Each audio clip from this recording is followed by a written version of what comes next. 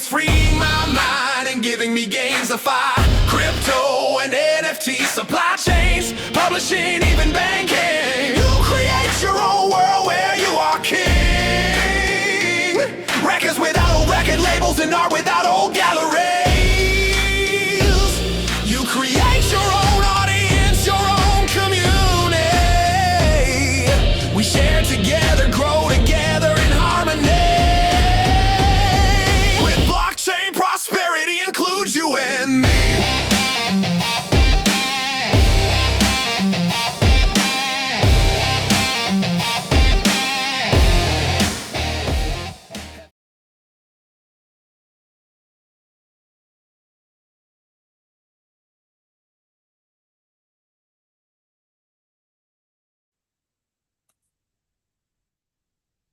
Hello and welcome to Blockchain Psychology, the podcast, where behavioral science meets the builders of Web3. I'm CJ Carswell. I'm a behavioral scientist, author, and founder of BlockPsych. I also created the theory of blockchain psychology, and I wrote the book, Blockchain Psychology, Blockchain Behavior, and the Quest for a Better Future. This is our inaugural podcast, episode 1. And these are conversations where I sit down with someone who is doing serious work in the decentralized world. And I bring one question to every conversation. What does human behavior have to do with whether or not this works? This is not a conversation about price or hype. This is a conversation about the beings behind the technology, the ones building it, governing it, adopting it, and in some cases, even walking away from it. That's really what this conversation is about. And I'm so delighted today to introduce you to Greg Chu. He is the CEO of QPQ AG and the creator of the Internet of Economics. And he has been in this space for 25 years. And he has really been holding the line that blockchain was always supposed to be. So let's get into it. So welcome, Greg. Thank you for being here today. Thank you, Cinda. Pleasure to be here, So, especially to be your very first. That's an honor. yeah, I'm so excited. I'm so excited. I think you're the perfect person to launch this very first episode. And we were having an awesome conversation about human psychology and realized we need to have many, many, many more conversations because there are layers of discussions that we need to have about the human beings inside of blockchain. In a number of the articles that I've written in LinkedIn, you know, it's clear that the technology works. You know, it's some amazing technology out here, but we have to make sure that the human beings using it can connect to that technology and can leverage those opportunities. And that's the problem, you know, that we're here to solve. And Greg, you've been, you know, in this world, you know, for some time. Can you tell us about what it is that you're trying to solve? Yeah, that's probably the whole podcast right there. So I talk about it being the economic emancipation of humanity. That sounds very grand, but fundamentally it comes down to this. Unless you own your money, your data, and your assets, you are at best an indentured servant, at worst a slave, because we exist in a system that has destroyed the meaning of all of those things.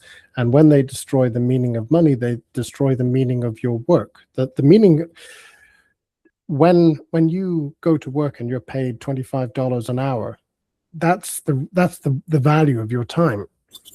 And if that $25 buys you enough for each hour of work to deliver all that you need to deliver for yourself, your family, your community, that's great.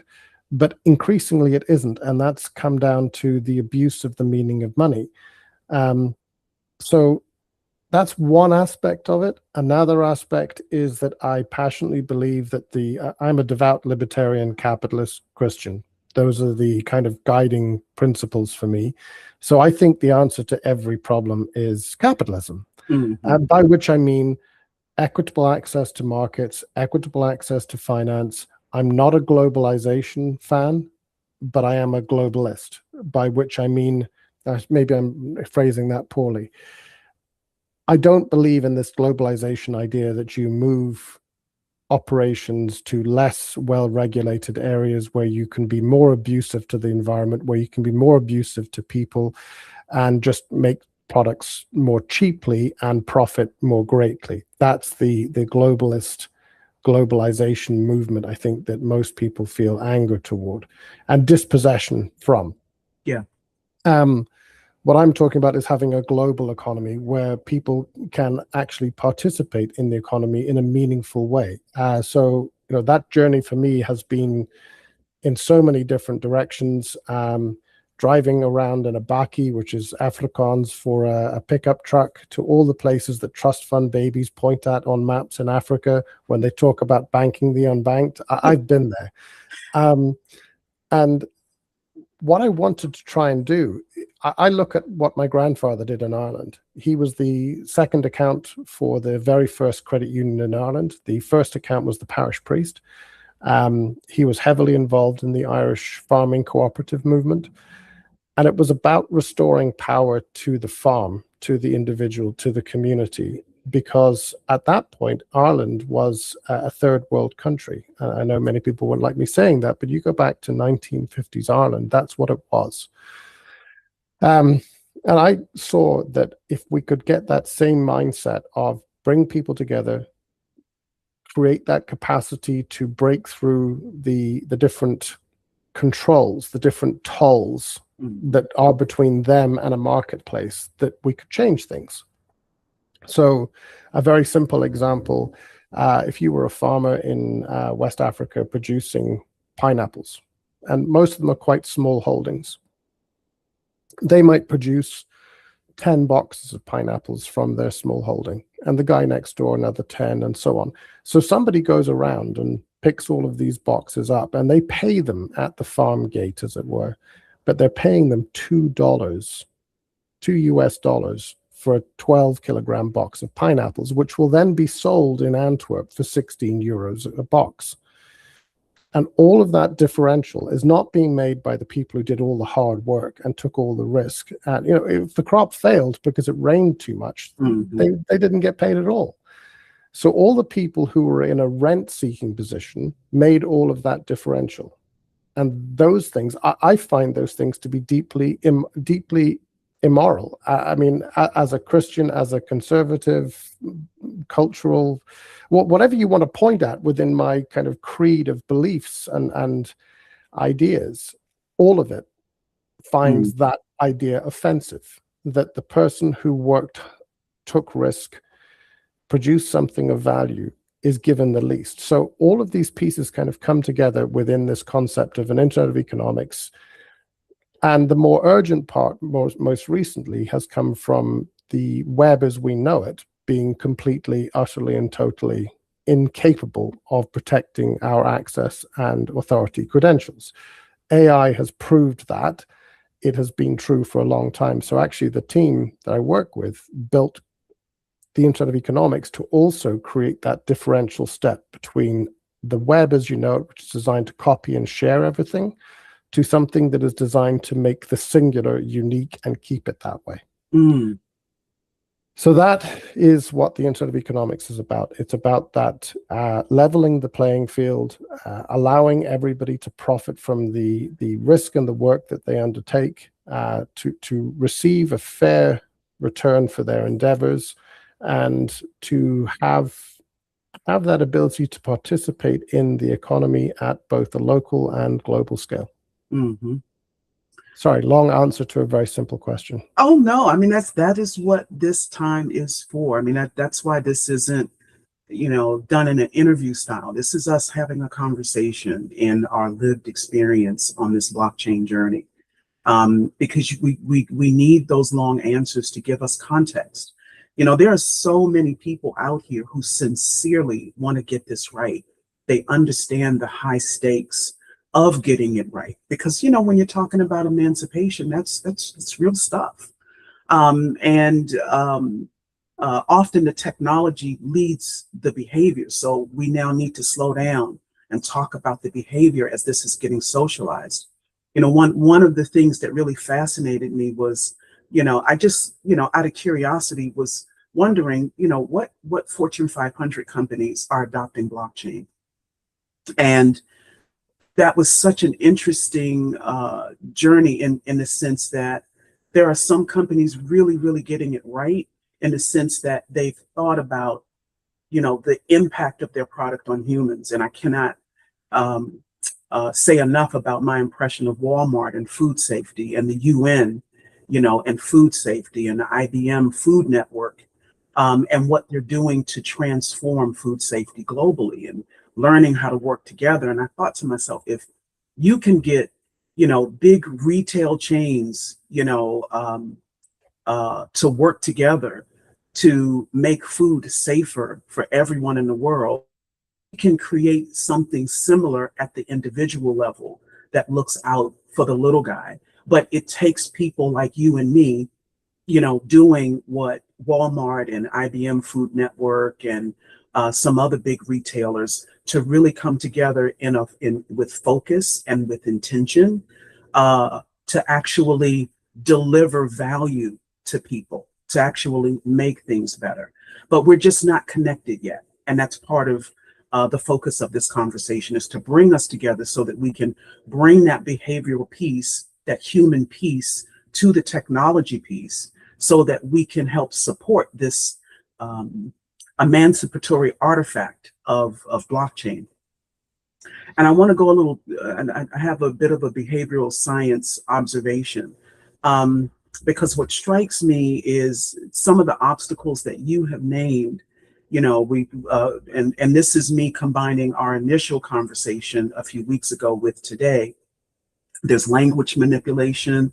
We don't even want to get into right now all of the interesting things happening around the crypto conversation. The deification of founders. It's like, these aren't just political and economic problems, they're behavioral problems. What are your thoughts about that?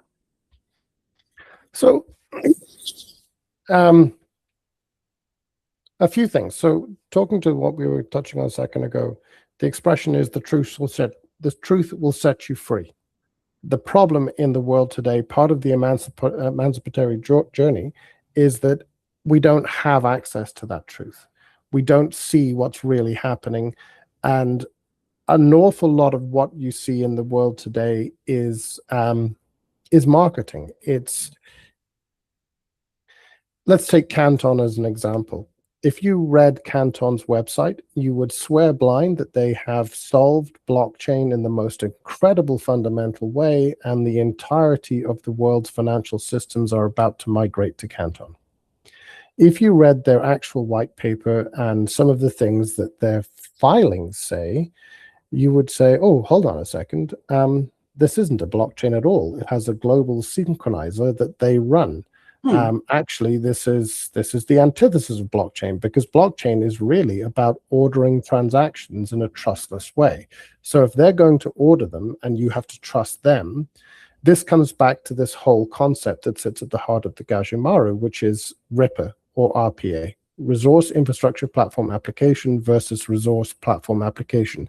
And that tension between those two things is what creates honesty, because it forces the transparency that gives people real informed choice. We talk about informed choices. Mm-hmm. What you're talking about in terms of Walmart, for example, I've long argued that we should have very clear labeling on all foods. How was this food produced? Where was it produced? Where was it slaughtered? How was it packed? These are questions that the industry at large don't want to answer, so they obfuscate. Yep.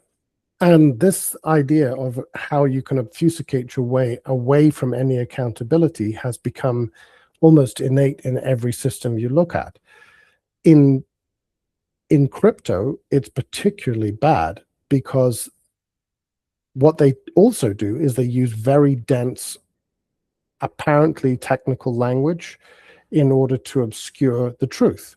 So we read the ADI white paper before they knew that we'd read it and critiqued it.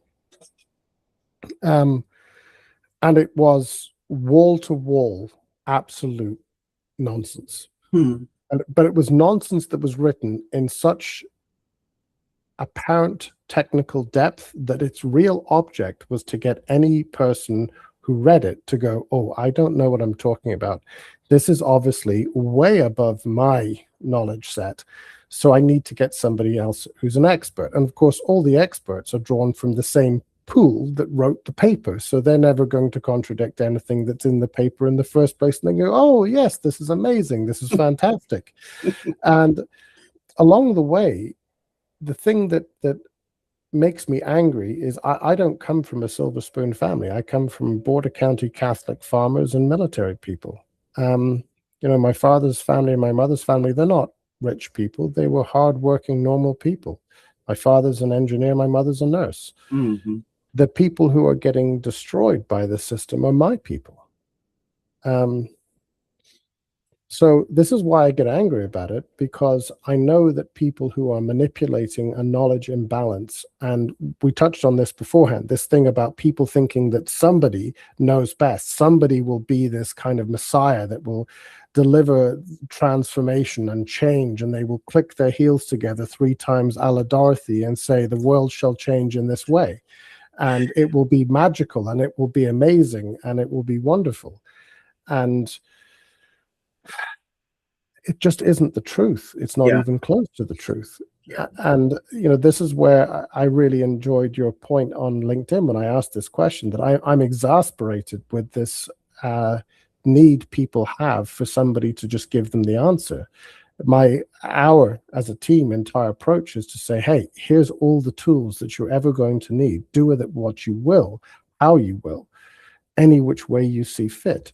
It's not our decision. It's not our choice. And the feedback has been, well, somebody's got to do this, and by somebody, they always mean us. Yeah. But but we're not superhuman. We're not supermen. We're not God. We're not messiahs. We're not special. This is a movement, and everybody can put their fingerprints on history here, because this movement is about the restoration of our humanity. When I talk about economic emancipation of humanity, I'm talking about handing back your power to you. Yeah. That the person in the mirror is the one that you're truly accountable to. I talk about the person in the mirror being the person I'm accountable to, my children, my wife. Mm-hmm. These are the people who I must look in the eye and say, I did my best. I may not have succeeded, but I did my best. Yeah. And they're the only people I'm accountable to, because as I tell people, the only thing I've ever knelt to is my wife and God. Mm-hmm. Mm-hmm. And one thing that we touched base on, and actually throughout our conversations, is to really be successful and effective and experience the emancipatory artifacts of blockchain. It requires a different mental model.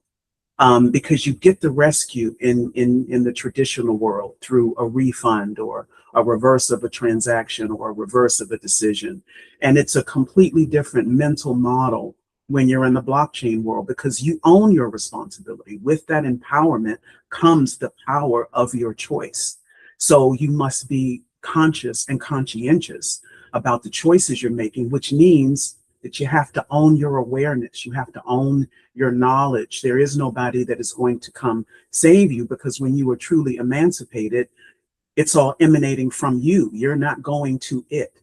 And it's a conversation that I'm going to revisit throughout this podcast in different aspects, because this is not a one-off discussion. The shift in mental model is real work. It's deep work. And one of the things that I do in my book is I give people resources to be able to do some research before they, buy that crypto. Do some research before you do that transaction, because there's tools out here that can help support decisions that serve you, decisions that, align with whatever it is that you're up to. And, we've got so many systems here to sort of take care of you, that we don't realize that when we're in the blockchain world, we need to operate from a much more independent space within ourselves. And I think we'll get there. because I think as you and I have this discussion, and as this discussion expands, more people will become aware and there'll be a shift. But it is something that we, have to talk about. You made some fantastic points, and there's just so much human psychology that has to now come into the fold. You should have a behavioral scientist at every developer meeting, so that as you're developing that product, you can factor in those human components. And also, blockchain comes with a great deal of cognitive load. You know, I tried to set up an account on a creator platform and got discouraged. And I mean, I've set up wallets before. I'm relatively comfortable using the technology for the most part, but I run into new challenges with each new platform that I try out. And it's a very frustrating process. And as my time gets more difficult to manage, I wind up sometimes leaving these beautiful platforms that I want to engage with before I want to. I don't even really get the chance to get in because the cognitive load of getting past all the hurdles, the wallets and the exchange of information, and is this safe, and what is the reputation of this platform. There's so many questions that come to mind that it doesn't always feel safe, even though I sincerely want to engage. And that was one of the things that happened with me in NFTs, but from a different perspective. I would join these communities on Discord, and they were not safe psychological spaces because you have people who often don't have any awareness of how global their community is, and they say things that are offensive and unconsciously off-putting, and it's hard to connect with people when they're offending you in their everyday language and they're not even aware of it. So then there's no ownership of what's being said. So there's many, many, many, many layers to this discussion that I'm sure we'll have together over time. I want to switch gears a little bit because in our first conversation, you talked about consensus and how they and some other groups have changed some of the terminology in blockchain. It's like being deliberately obscured. And I found that point, very interesting. Can you say a little bit about that?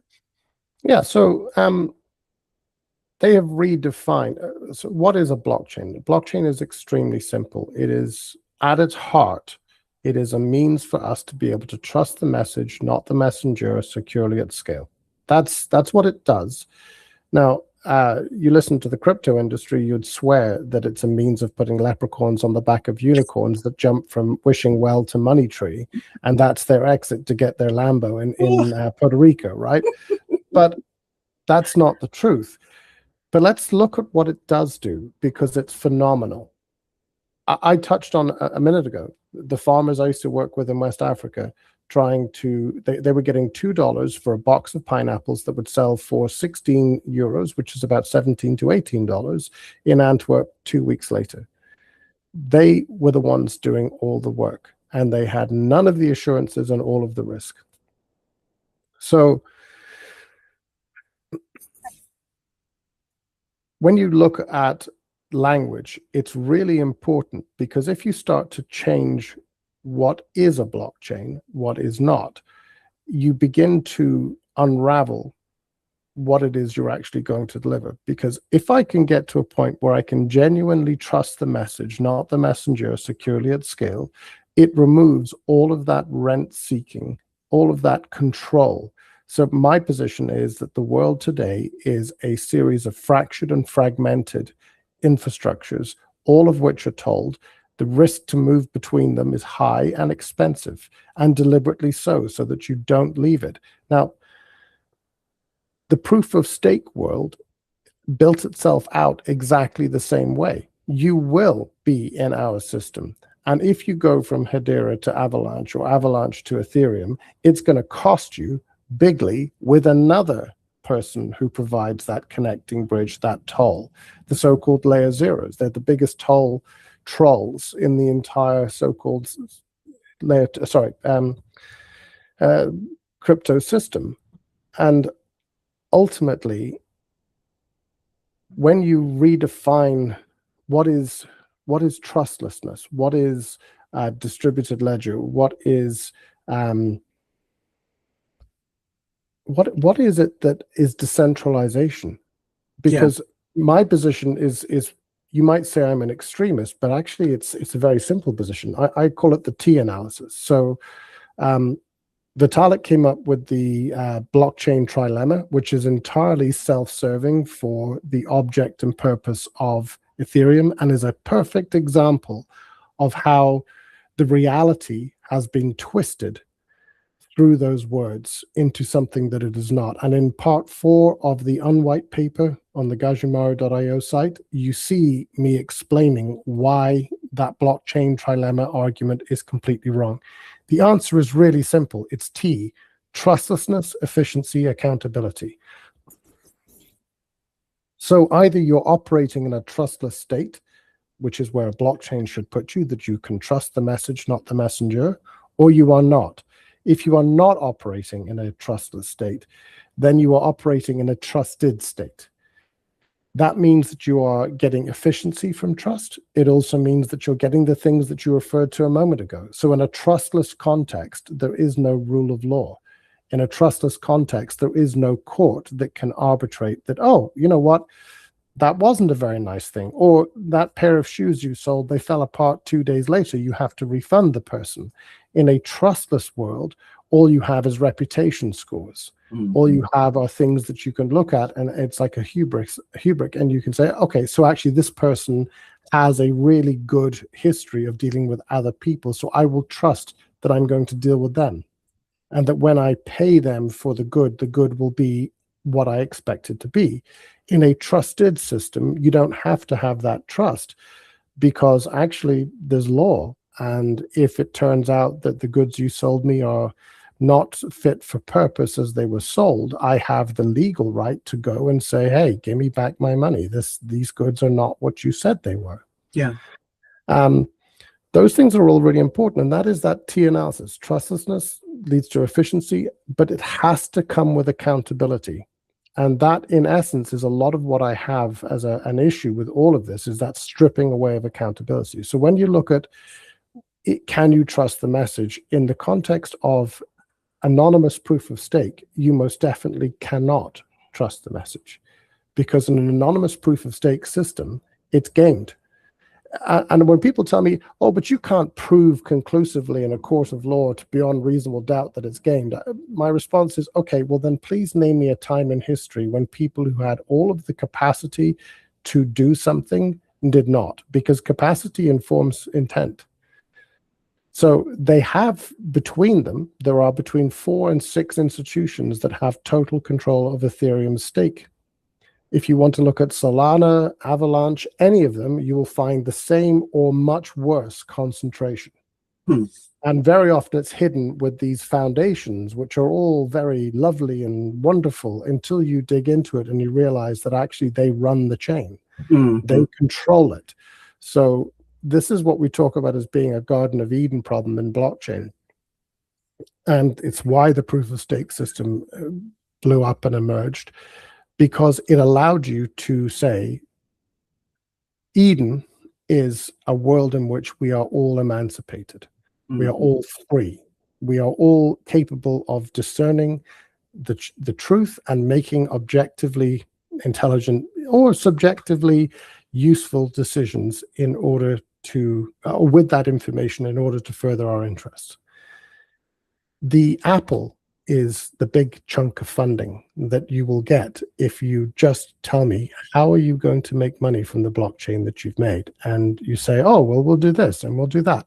Not good enough, not good enough. Because ultimately the person holding the apple, the proverbial snake, although that's a twist of the story, is this venture capital that's saying to you, just tell me that you control some of it somewhere that we can extract rent, and I will be your friend, and I will write a check that will make your eyes water and make your soul feel sated in it being sold to the devil for this purpose. And this is exactly what then played out. So they had to change the meaning of all of these words to hide the truth of what was happening, because those systems Solana, what do you see? You look around LinkedIn. What do they say about Solana? Solana made a profit of X this year. How? Because they provide over 70% of the consensus on the Solana blockchain. That's how. And they will continue to do that for as long as they possibly can. That is a highly centralized system with some external participation, much of which they subsidize in the first place. So this is not decentralization. This is centralization with a theatrics of decentralization so that they have no accountability. Yeah. Because if you can say, oh, no, it's decentralized, then you're not responsible for what happens. And the simple way to look at it is the crypto industry, the anonymous proof of stake chains, what they really do is they're like a landlord who extracts rent from you leasing that apartment. But when the plumbing breaks down in the middle of winter, they go, oh, no, don't talk to me. We're decentralized. There's no accountability here. Yeah. So this is the T analysis. And when you start to look at all the different players in this, I always refer to a guy called Tony Benn. Have you ever heard of him? No, I haven't. Okay, so Tony Benn and I would share absolutely no political ground of any kind, but he did this question to Parliament in Britain about the EU.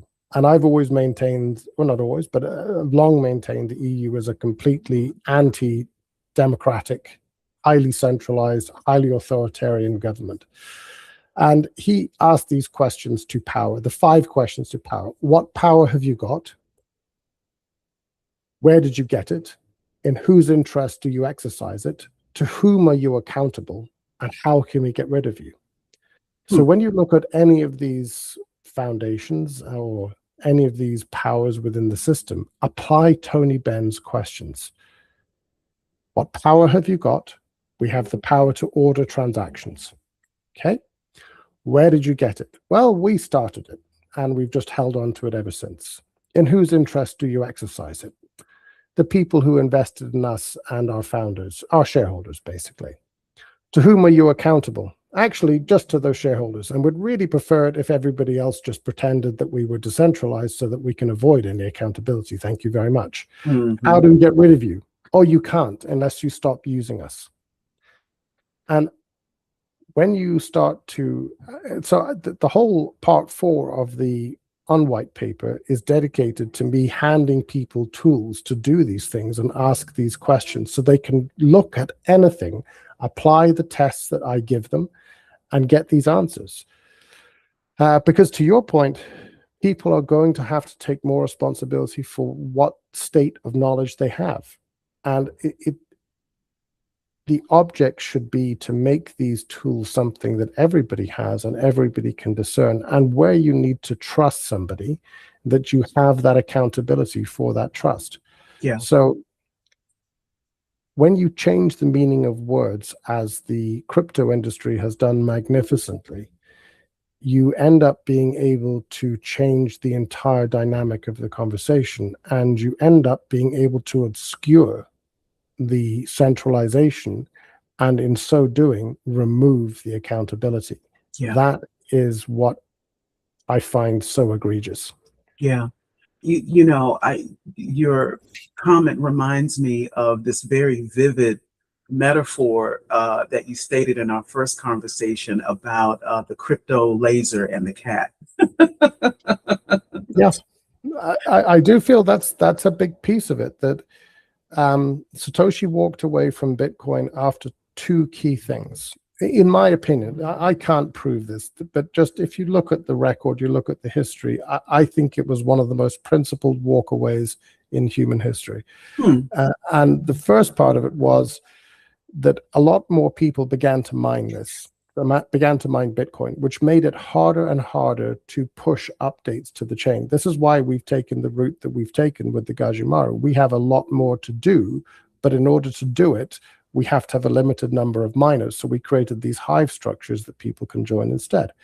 But the first point was all these people began to come in mining this, and they started looking for, well, where can I spend my Bitcoin? How can I cash this in?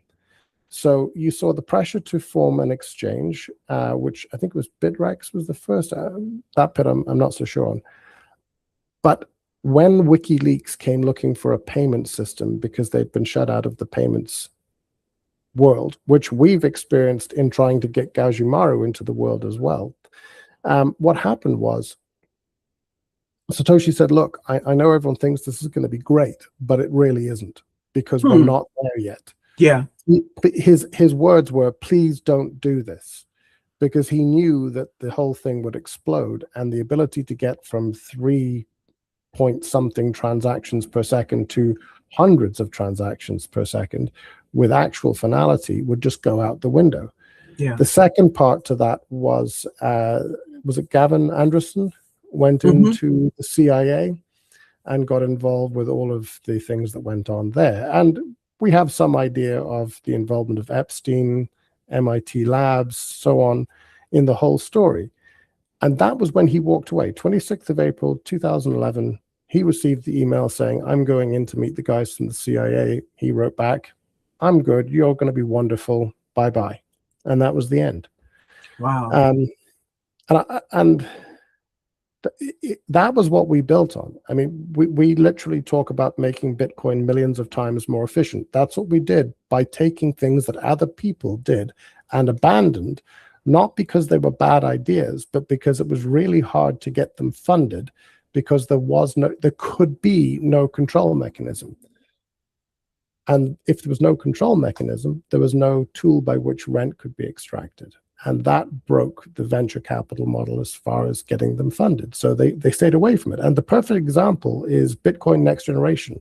The people who wrote Bitcoin Next Generation white paper, which is one of the key building blocks of the Gajumaru, they took $260 million from Silicon Valley to build Avalanche and not build Bitcoin Next Generation. And this is what I talk about when I say that crypto is like the laser that's pointing the cat, and the cat is us, it's people that don't look now. If you keep following the laser, you'll be distracted and it will be wonderful. And the idea of the emancipation and restoration of our humanity can be ignored over here in the corner. Wow. That's just, that is such new information. Like, my mind is just teeming with thoughts. So, wow. I definitely see how we're not ready yet. I mean, beyond the technology, because we've taken this, even though blockchain is simple in terms of what it does, its products, particularly crypto, has focused, like, it's made it easy to just make it all about money. And it's so much more than that. And, I got in trouble. I won't say what school, but in school I said, leading indicators are crime and pornography. Because when there's a new technology, you can rely on those two markets to leverage it to its max. And what kind of potential it has when they then, make the adjustment to that technology. And the presence of fraud with crypto lets you know that there are definitely elements of it that work, but that we are just overwhelmingly underprepared for this kind of technology with that level of freedom in the decision-making process and the framing of it. And because let's reframe it. Let's reframe it right there, because you're exactly right. And this is what we were touching on, is that it's all about framing. It's all about the wording, right? So let's reframe it, because blockchain does not in any way, shape, or form facilitate money laundering, fraud, or crime. Here's why. It's transparent. By definition, it's transparent. Okay, so all the stuff that what's that? Not the lady. There's two Darth Vader ladies in my head. One is the one who's head of the European Commission, and the other is Christine Lagarde. Okay, so she keeps talking about how Bitcoin has facilitated so much money laundering. That's a complete lie. Bitcoin has not facilitated a single cent of money laundering that cannot be detected and cannot be traced. What has facilitated all of the fraud is crypto. So when in the banking world we talk about somebody being a custodian, they are regulated as such. They have complete oversight. If you're an exchange, the correct term for an exchange is a multilateral trading facility. You talk about Canton, touched on them earlier. What they actually are, if they were genuine, but they're not, and they're not regulated as this, which proves my point, they would be a systemic market infrastructure. And they are none of these things. So in the world that we have today, however imperfect it is, we at least have the assurance of oversight and some accountability. Yeah. And what crypto did was strip all of that accountability away.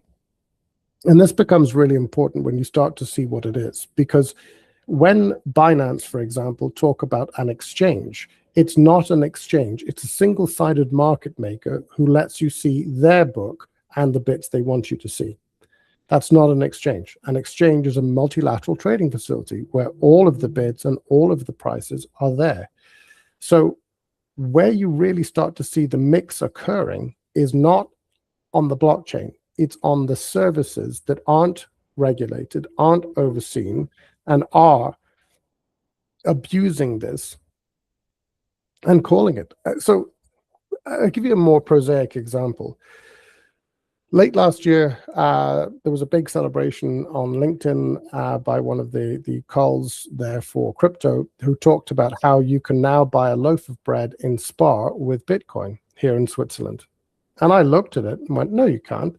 Binance hold the Bitcoin for you. It's not your Bitcoin on your wallet that you're transacting in the store, wallet to wallet. Remember, the white paper is called a peer-to-peer electronic cash system, not a peer-to crypto bro to fool electronic transfer system. So what's really happening is a whole series of intermediaries are creating the pretense that you're trading with Bitcoin in that context, but you're not. You're using a Visa card that's billing in Swiss francs. The Swiss francs are being paid by a regulated SRO in Switzerland, who in turn have the relationship with the custodian that actually holds the Bitcoin, which is Binance, who are not regulated anywhere. That, you know, there was all this fuss in Europe that, oh, Binance are going to fall out of the whole system because they're not compliant. Well, yeah, so they should.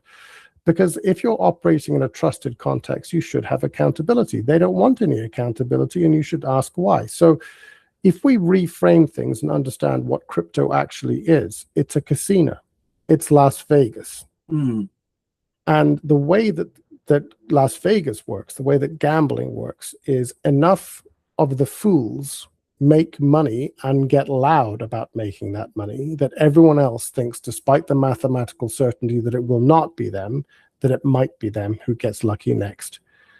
And in part for the thrill, and in part for this, they engage in this. And the whole process, if you think it through, you talked about NFTs. So when does an NFT settle? And settle in, when we talk about, I wrote for pages about what is settlement and what is finality in the unwhite paper, because it's really important. Settling finality in an NFT. I'm an NFT issuer. You buy my NFT. I now have to take what you bought it with is ETH or SOL. Yeah. I now need to turn that into some sort of mechanism that takes me to where I really want to be, which is in US dollars in my US bank in Puerto Rico. I do not want to end up holding anything in between those 2 points.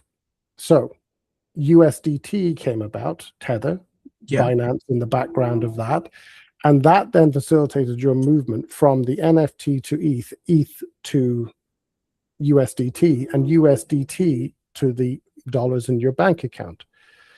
And that's the actual settlement. That's the moment of real settlement. Real finality is you've now received what you really wanted all along.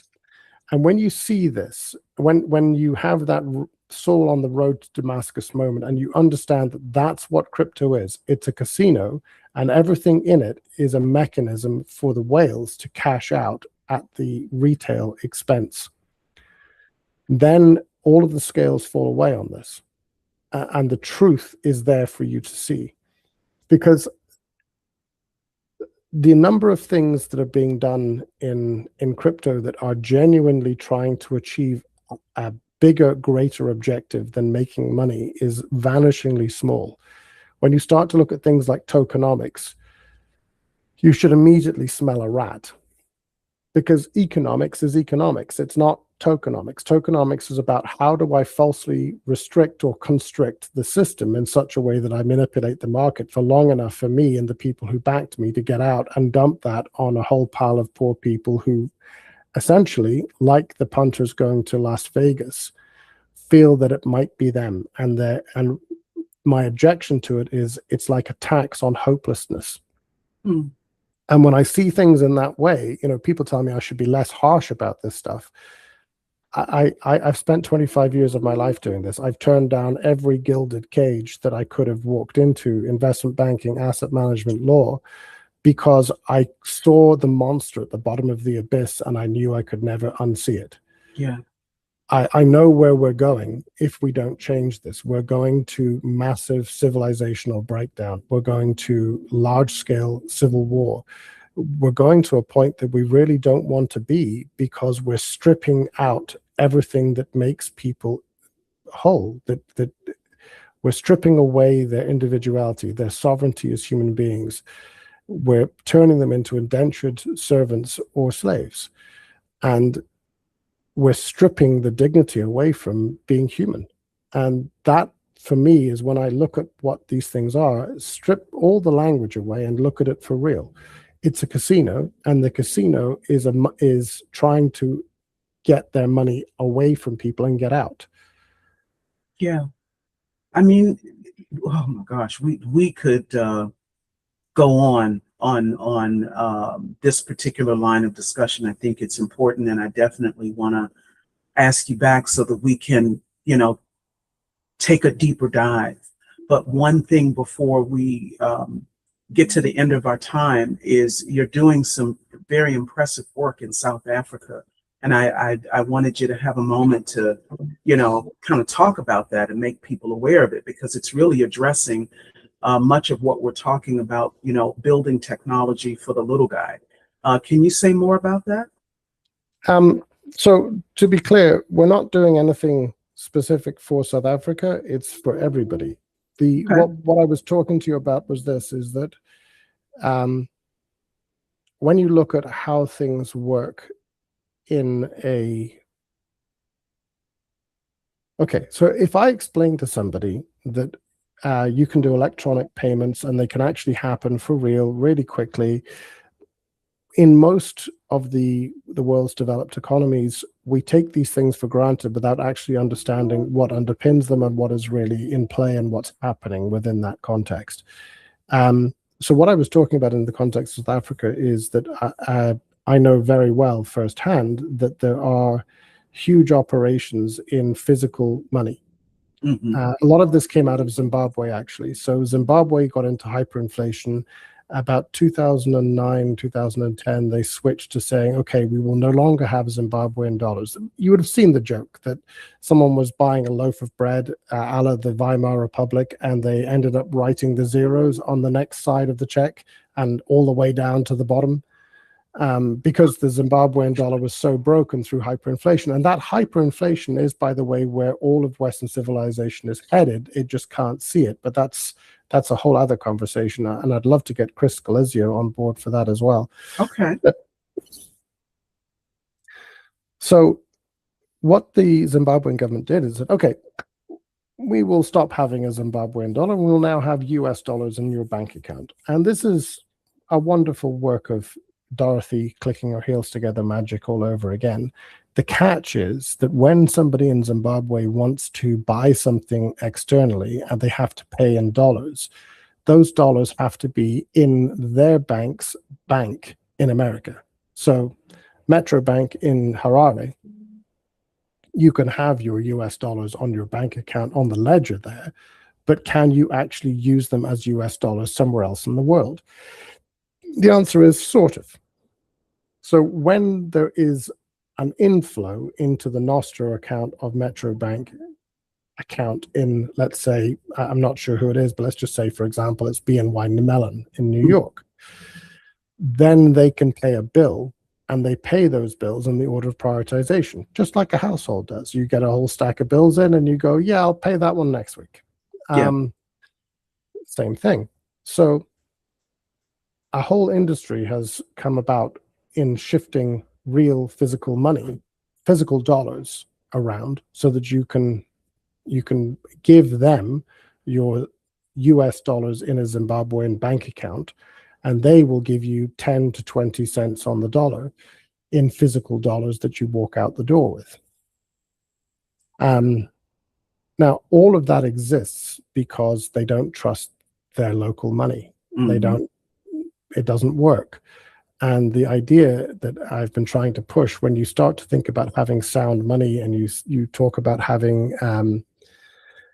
the Gaju being tradable, it being Bitcoin made millions of times more efficient, what you have then is the ability for people to transact without that tax, because that is a real tax. Yeah.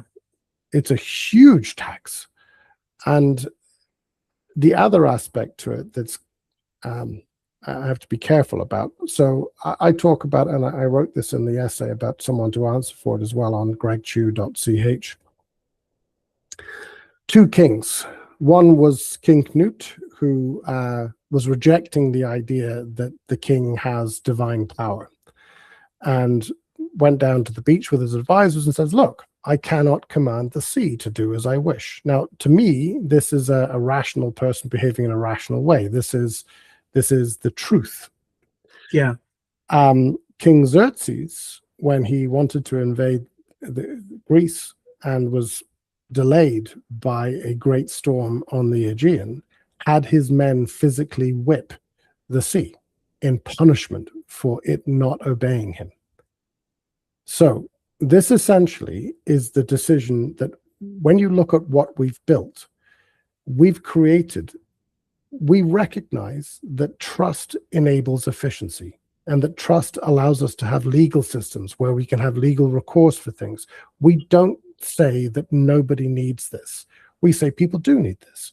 But what we need is a duality and a transparent choice between trustless network, trustless money, and trusted network and trusted money.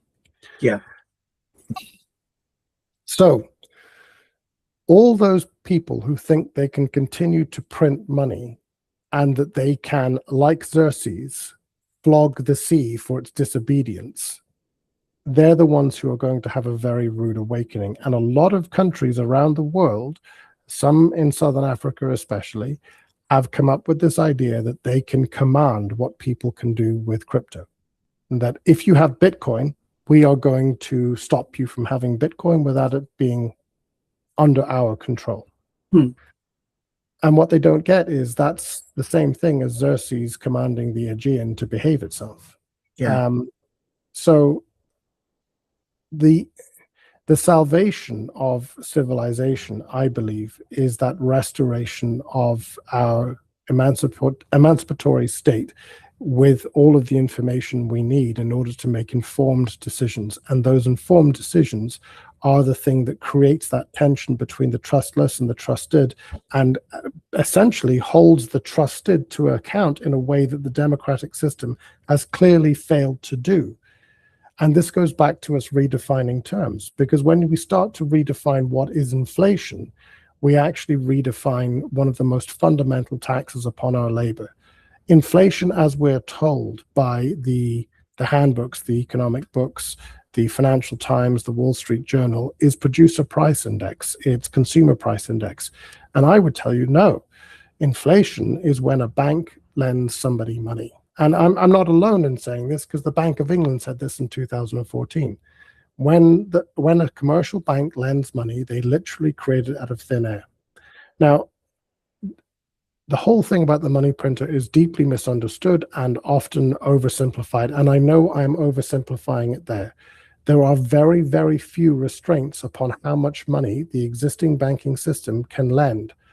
So it used to be that we talked about M100 rules, that they had to have 1% of the total amount that they were lending had to be there in capital, which was the bank's own capital, any deposits, etc. That's gone away. In 2020, the Fed came up with the idea that actually we'll just have a conversation about how you can do that. That conversation does not happen in Congress, in the Senate. That conversation is happening behind closed doors to inside the Fed, who are having the discussion with your bank as to how much money they can create. All of these things, this is stripping away the accountability that sits at the heart of making trusted systems work, and it's removing that transparency. So my point is, and I was referring to South Africa as an example of a country that has tried to play the Xerxes card, that actually you can't do this. That what's going to happen is the dam is going to break. And in developed economies like America, Britain, Switzerland, France, Germany, Japan, the capacity to exert control is much greater. I'll give you an example. So I was working with another guy trying to address, again, because the answer to every problem is capitalism, how to deal with the legal illegals in Mozambique.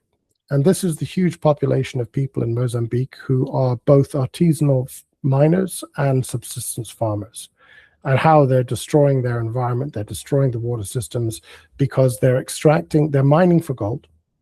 They're then putting this gold into pools of mercury to create an amalgam. The amalgam is being bought in the townships themselves by representatives who've come over. And I know that most of these people were terrorist funding. These were terrorist groups washing their money. They would buy the gold amalgam. They would then fly to Dubai. They'd process it, pretend it was Dubai gold, and sell it on the market. The work I was trying to do was to go directly to those communities and get them to work together to build farming and mining cooperatives around this. And to make the whole system transparent so that they would actually get a lot more money for the same work that they did, but then to make who they sold it to and how they sold it transparent as well. Yeah. And if you think about all of the things in the world today where if we had access to markets and access to finance, we could do these things. We could transform them. Look, if I said to you, so nobody would, the lessons I learned from the work I did in Africa was that everybody talks about sustainability. Everybody talks about creating a better world, but no one really wants to do it because it doesn't really serve their purposes. Yeah. They want to do the lip service. They want to do the greenwashing. They don't actually want to take real responsibility of any kind or do anything real. So I could not get all the philanthropic funding would tell me that what we were trying to do was too commercial because we had a net margin of 8% at the end. All the people who would fund us commercially would pick out through all of the presentation and say, well, hold on a second, why are you training people how to mine safely? Why are you teaching them how to break down a artisan, because they're only 10 to 20 meters deep, to break it back down and restore the land? Why are you spending all this money on doing these things? And I said, well, because I intend to be here in 100 years' time. I'm a capitalist. I don't want to extract the maximum rent from the opportunity in the short term. I want to take a fair piece of the pie for hundreds of years to come. And they just didn't get it. Yeah. And it was like a Pyrrhic victory because I had found that point between philanthropy and commercial that actually is capitalism, because capitalism is not I win, you lose. That's corporatism. It's I win, you win, we win. Yeah. It removes that short-term analysis of how do we maximize money and says, well, actually, the way you really maximize money is you keep making that money for generations to come, not just until the next civil war. So I'm sorry, that was a very long-winded. I mean, this is just letting us know that we have quite a bit to talk about, because so much of what you have stated today is about human agency, and from the behavioral science perspective, agency is the foundation of human flourishing. and we're trying to, get to that flourishing. So what I want to do is, we're at the end of our time, and it just went so fast. But I want to come back and, revisit some of these points, and we'll, talk offline about, a good place to pick up, and maybe, bring some more people to the table. But Greg, this is exactly the conversation I wanted to have. It just really was such rich discourse, and I'm just so appreciative of your time and all that you have shared. I'm sure many people have been well educated, as I have been in this discussion with you. So thank you so much for joining me today, and for being a part of the first episode. And for those of you watching, I also want to thank you for being a part of this conversation. I look forward to your feedback. With this being our first episode, we have a long way to go in terms of, evolving this discussion. So please share your feedback. I'd love to know what you think. And with that, I will bid you adieu. And until next time, we will definitely post episode 2 once we have put that together. And I hope to see you soon. Thank you for having me. Record labels no longer tell me what to say. Me and my people get together to create the way to self-expression, to collaboration, to make our own decisions. I am no longer hostage to somebody else's big corporate vision. This very song is part of my mission, to free myself and take a new